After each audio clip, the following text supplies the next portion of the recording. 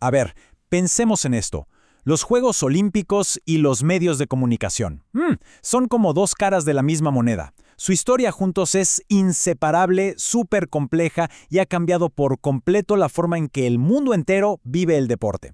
Así que hoy vamos a meternos de lleno a desglosar esa relación tan particular. Y todo se resume en una pregunta que es, wow, ¿cómo es posible que un evento que en 1896 fue cubierto por apenas 11 reporteros, creció hasta ser visto por 3.700 millones de personas? O sea, es una locura. La respuesta, como se imaginarán, está en el increíble poder de los medios.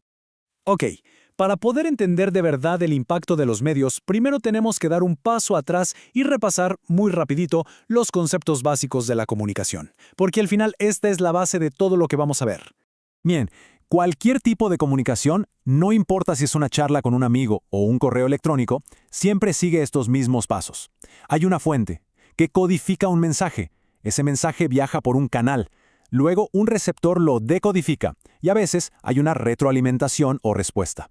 El punto clave para nuestra historia, el que nos interesa de verdad, es el canal.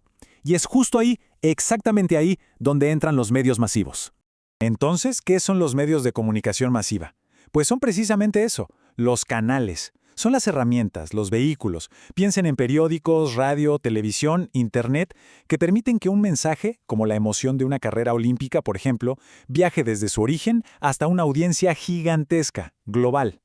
Y bueno, los medios no tienen una sola función. ¿Qué va? Tienen 5 funciones clave en todo esto. Por un lado está la vigilancia. Nos dan los resultados, los récords, los horarios. Luego está la interpretación. Ellos deciden qué historias de atletas contarnos, ¿no? A quién destacar. También crean vínculos, o sea, nos unen a todos frente a la pantalla. Además, transmiten valores, como la amistad, la excelencia y, por supuesto, la función más obvia. Nos entretienen con todo el drama y el espectáculo de la competencia. Bien, con esa base ya clara, ahora sí, vamos a lo interesante. Veamos cómo la tecnología fue cambiando las reglas del juego. Este es el viaje, el recorrido histórico desde los periódicos hasta las pantallas que todos conocemos. Esto no pasó de la noche a la mañana, claro. Fue una evolución gradual. Todo empezó con la prensa escrita, allá por 1896. Luego, en 1924, llegó la radio y por primera vez se podía escuchar la emoción de los juegos. En el 36, el cine le dio una dimensión visual épica. Y ya para 1948, la televisión empezó a meter esas imágenes directamente en las casas de la gente.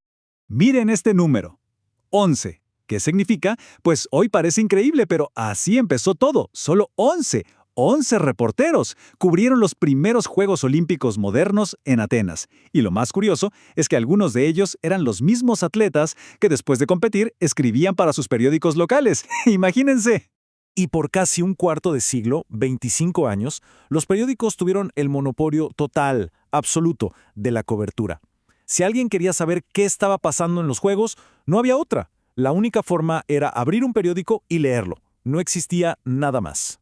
Pero atención, porque en 1936 todo cambió radicalmente. La película Olimpia no fue un simple documental, fue una verdadera obra de arte cinematográfica. Su directora, Leni Riefenstahl, usó técnicas que eran de ciencia ficción para la época.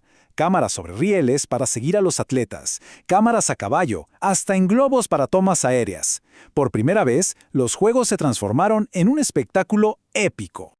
Y entonces, llegó la televisión. Con ella, los Juegos Olímpicos dejaron de ser solo una noticia en el periódico para convertirse en lo que son hoy, un producto de entretenimiento multimillonario.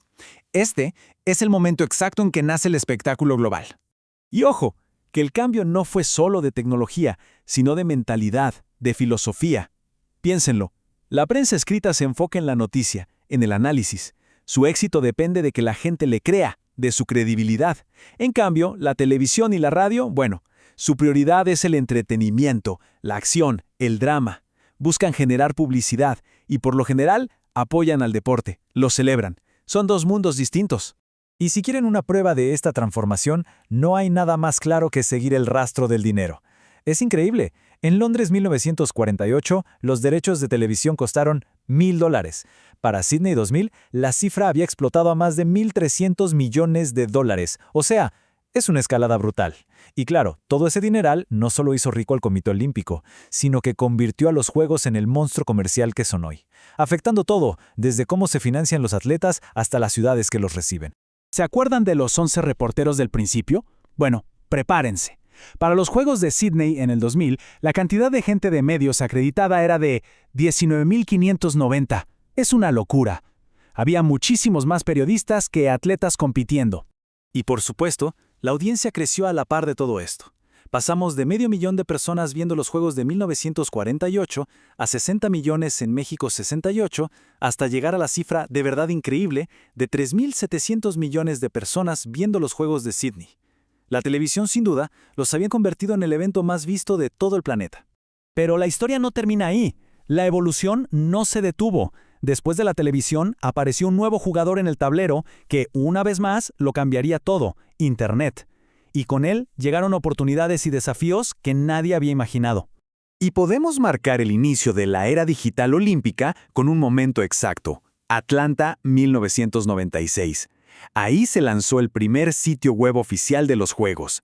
¿El resultado?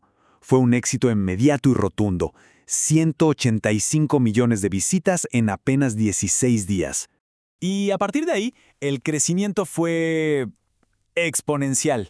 De esos casi 186 millones en Atlanta, saltamos a más de 600 millones en los Juegos de Invierno de Nagano 98, y de ahí se disparó a una cifra astronómica: 11.300 millones en Sydney 2000. La web ya era, oficialmente, el nuevo punto de encuentro para todos los aficionados. Pero Internet no era solo para ver resultados, ¿eh? Se convirtió en una herramienta de operación, una pieza fundamental para la organización. Para que se den una idea, el 76% de las entradas para Sydney se vendieron por Internet y el 90% de los voluntarios para los Juegos de Salt Lake City se reclutaron online. Una locura. Claro que con todo este poder también llegó un nuevo y enorme desafío. El Comité Olímpico Internacional de repente tuvo un problema. ¿Cómo proteger esos contratos multimillonarios con la televisión? Pues tuvieron que empezar a prohibir que la gente subiera videos de los juegos a Internet, porque si no, los derechos por los que las cadenas pagaban una fortuna simplemente perdían su valor. Y todo esto nos trae a la situación actual. La gran pregunta es: ¿quién necesita a quién? ¿Los juegos a los medios o los medios a los juegos? Y la respuesta es que se necesitan mutuamente. Es una simbiosis, una relación súper compleja, pero, en cierto modo, perfectamente equilibrada.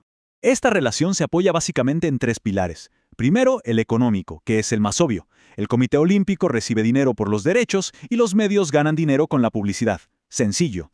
El segundo es el promocional. A los medios les conviene mostrar una imagen positiva de los Juegos para que la gente los siga viendo. Pero, y aquí viene lo complicado, está el tercer pilar, el pasional o periodístico. Los medios también tienen que criticar y analizar lo que pasa, porque si no, pierden credibilidad. Y mantener ese equilibrio, es súper delicado. Miren, y este ejemplo lo deja clarísimo. Esto es lo que se llama una realidad mediatizada. Un jugador de waterpolo de Malta dio una entrevista que duró 1 hora entera. ¿Saben qué vieron al final los espectadores en 120 países? Unos 120 segundos, 2 minutos. ¿Qué significa esto? Pues que lo que consumimos no es el evento real, completo. Lo que vemos es una historia, una narrativa que ha sido editada, cortada y empaquetada para ser lo más dramática e interesante posible. Consumimos un producto, no la realidad cruda. Y con esto cerramos con una pregunta que da para pensar. Si un atleta rompe un récord mundial en un estadio completamente vacío y ninguna cámara lo graba, ninguna cadena lo transmite al mundo, ¿realmente sucedió? Esta idea resume perfectamente el poder tan inmenso que tienen los medios, no solo para contarnos lo que pasa en los Juegos Olímpicos, sino para definir su propia realidad.